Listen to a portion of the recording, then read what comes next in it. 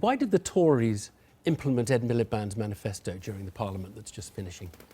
Well, the Conservatives did what was fiscally responsible. We've taken down Labour's deficit from 10 or 11% of GDP down to 3% today. That's not the question. And so the question was, why have you implemented Ed Miliband's rather than your own goals? Well, to be honest, set at the last. It's only 2 years. You went into that campaign with a lot of promises. You're about to come into this one. You're going to attack the Labour Party on the same grounds. I'm just asking why you implemented their policy than your policy. Well, we now know that's what you did. I don't think Labour even had the first intention of implementing that policy. Every single measure Doesn't we've matter. taken... You've implemented their policy. Every Why? single measure we've taken in this Parliament to get the deficit under control successfully was opposed by the Labour Party. Every single measure. And the fact we've got the deficit down from a peak of 10% to 3% of GDP in quite difficult economic circumstances is an incredible achievement. By difficult economic circumstances, I mean the turbulence in the Eurozone, our biggest export market. I'm talking about the last 2 years. In China. We've had an election since the turbulence in the Eurozone. We elected you on the basis of a manifesto and the basis of the criticisms you made of Ed Miliband, and you have implemented the Ed Miliband fiscal strategy. At the time, many people said your fiscal plans lacked credibility.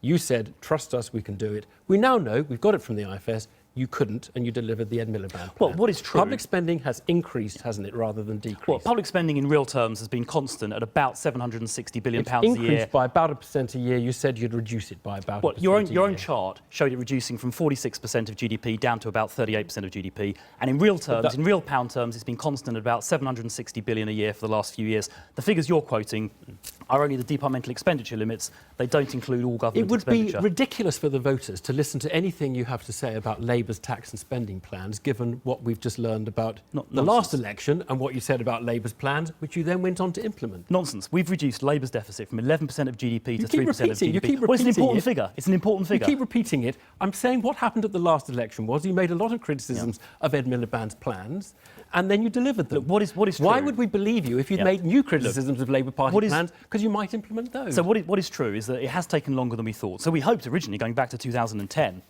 we could eliminate the deficit by 2015.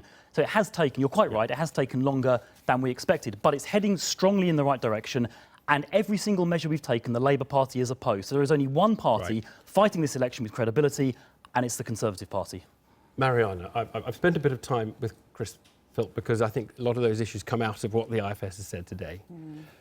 Does the deficit still need attention? Should getting the deficit down, it is higher than our average, historical average, the debt to GDP ratio is high, should getting the deficit down be a goal of the next government? First, just a correction. The deficit was not an average 10% or 11% under Labour. Governments around the world after the financial crisis basically saved the capitalist system. Counter-cyclical stimulus obviously costs money. You're picking a particular number that was during a year right after the financial crisis. That's what we inherited. That was 1 year when government saved the capitalist system. Anyway, deficits matter, but what matters is what you're actually spending on. So, you know, the figures you just showed before are incredibly telling.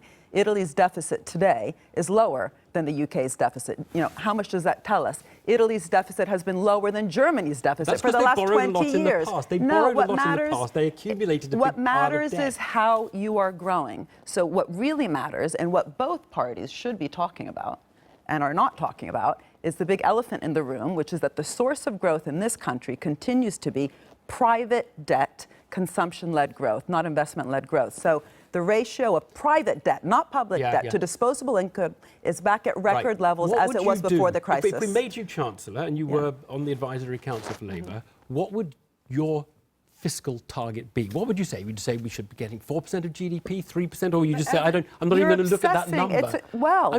The number's always going to be there. But did you learn anything from the Excel sheet problem of Reinert and Rogoff when they obsessed on the number of 90, right? This terrible number that as soon as a country's debt to GDP went over 90, all hell would break loose. That was found to be completely irrelevant. There's plenty of countries with lower than 90%, higher than 90%. It doesn't tell us much about the long-run growth. What I'm getting from what you're saying is that the kind of spending... on. If you don't have a plan for the country... Next question. Is spending more on the police, spending more on welfare, spending more on all the things that we know the Labour Party would like to spend more money on, is that the kind of spending that gives you... or is that not the kind of spending that gives you the long-term growth? Well, First of all, you need long-term growth. How do you achieve it? You want a plan for the country, whether that's Germany's Energiewende policy, which if you look at what they're doing, it's not just capital expenditure, it's not just innovation and infrastructure, it's also a particular type of spend that you could call consumption spending, trying to change demand, for example. Norway. Why are 30% of Tesla cars being sold in Norway? Because they're actually focusing on a particular type of consumption. So this false dilemma, should we spend on nurses or infrastructure? You see, I think a lot of people will worry if they hear you say, well, it's a false question if you look at the... No, but Evan, your data that you showed before shows that it's a false question. Right. There's plenty of extremely weak countries that have low debt to GDP ratios. What does that tell you? Last one to you each. Do you think in this election campaign this is going to be much of an issue? Or do you think this election campaign, we've just moved off and we're going to talk about Brexit, relations with Europe and the like? Chris? Well, I think it will be an issue because the Labour Party are making promises. We saw it today with Diane Abbott, which cost lots of money to pay for, and they've got no idea how to pay for it. Whereas the Conservatives will be responsible. We have been responsible. We'll continue that. And the more irresponsible, unfunded promises we hear from Labour to be paid for by our children. So you're going to make an issue it's going to be an issue. Go on, you have a last word, Marianne. Economic policy has reduced how much we're spending on education. Is massacring. No. Why are head teachers all over the country protesting? Are they foolish? Do they have no idea what's happening to the school system? Per pupil, we know it's going down. Let's not argue about it. We know it's going down per pupil. Yeah, but the point is, productivity continues to lag.